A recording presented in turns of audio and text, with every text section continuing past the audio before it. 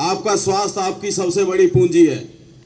यदि आपका स्वास्थ्य बढ़िया है तो जीवन का पूरा आनंद उठा सकते हैं, और यदि स्वास्थ्य बढ़िया नहीं है तो आपका जीवन बिल्कुल सूखी लकड़ी की तरह बेकार हो जाएगा, एक ईंधन बनकर रह जाएगा। बहुत अच्छी बातें हमारे सीनियर साथी ने आपको बताई, बहुत अच्छा।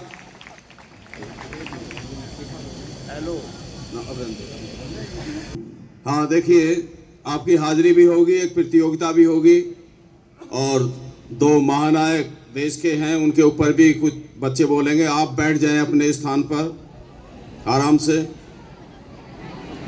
आवाज ना करें भाई, आवाज करने की आवश्यकता नहीं है बैठने में।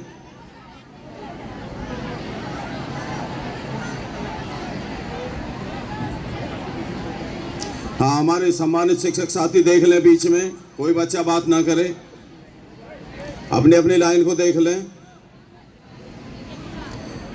हाँ, कुछ अब मैं यहाँ से फर्स्ट ईयर और सेकेंड ईयर की कुछ छात्राएं थी जिनको बताया गया था आज सुभाष चंद्र बोस जयंती है, तो उसके ऊपर जो भी छात्राएं अपने विचार रखना चाहती हैं वो मंच पर आ जाएं। इधर छात्रों में से भी सुभाष चंद्र बोस जयंती के ऊपर जो भी अपना विचार रखना चाहते हैं बच्चे, वो मंच पर आ जाएं। इधर पीछे, शाबाश, चलिए, very good. First year app, second year app की कुछ छात्राएं हैं, आइए, शाबाश।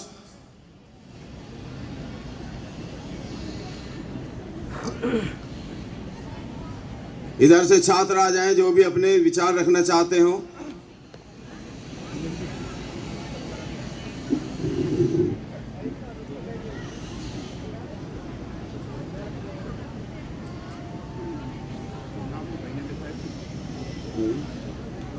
चलो कोई बात नहीं, जो भी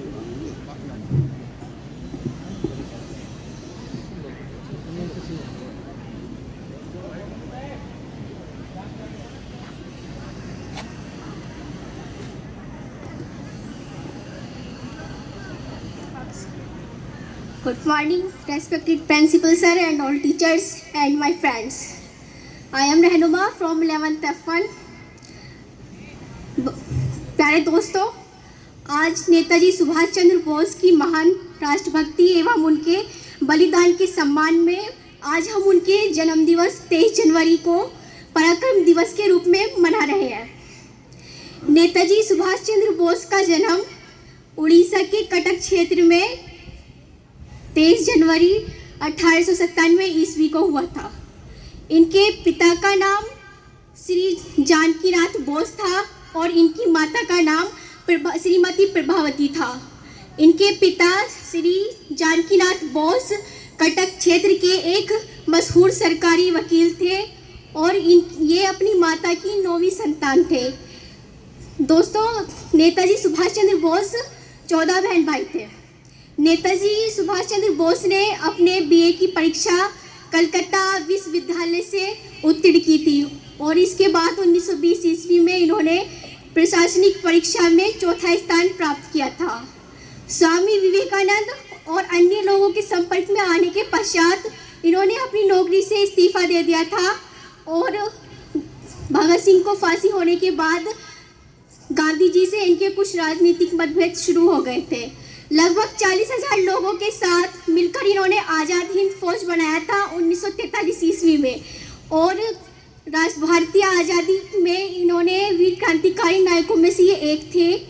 एक पंचवर्षीय योजना वस्तुकार प्रशांत चंद्र महालनोबिस ने अपनी एक पुस्तक टॉक ऑन प्लानिंग में कहा है कि भारतीय आज़ादी के लिए नेताजी सुभाष चंद्र बोस एक पौधा समर्थ है।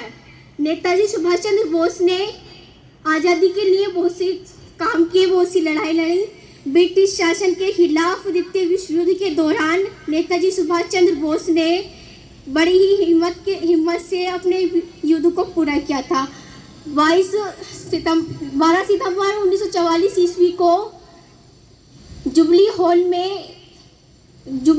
12 सितंबर 1944 ईस्वी को जुबली हॉल में शहीद यतीन्द्र दास की स्मृति दिवस पर बड़े ही जोशीला भाषण देते हुए नेताजी सुभाष चंद्र बोस ने कहा था कि अब हमारी आज़ादी निश्चित है, लेकिन अब आज़ादी बलिदान मांगती है। उन्होंने आज़ादी दूंगा, तुम मुझे खून दो मैं तुम्हें आज़ादी दूंगा, ये नारा उन्हीं का था। उन्होंने कुछ कथन थे, उन्होंने कहा था कि सबसे बड़ा अपराध ये है न्याय को सहना और गलत के साथ समझौता करना। 1921 में उनके क्रांतिकारी इरादों से उन्हें कुछ 6 माह के लिए जेल भी जाना पड़ा और इसके बाद जेल की यात्राएं और ब्रिटिश अत्याचारों की परंपरा शुरू हो गई थी और ये सबको सहना पड़ता था।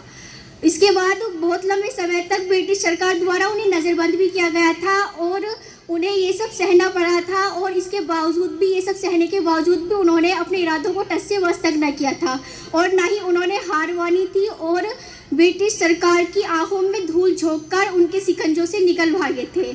कहते कि सुभाष चंद्र बोस का कहना था कि गलत को सहना नहीं और गलत के साथ रहना भी नहीं। इसीलिए मैं कहना चाहती हूँ कि आप भी उन्हीं के जैसा बने, ना गलत को सहे और ना गलत के साथ रहें, अच्छे काम करें, अच्छा बने। उन्होंने कहा था कि वह खून किस काम का जिसमें उबाल का नाम नहीं, कहो वह खून किस काम का जिसमें उबाल का नाम नहीं, वह खून किस काम का जिसमें जीवन न रवानी हो, वह खून किस काम का जो परवश होकर बहता है, जो परवश होकर बहता है वो लहू नहीं पानी है।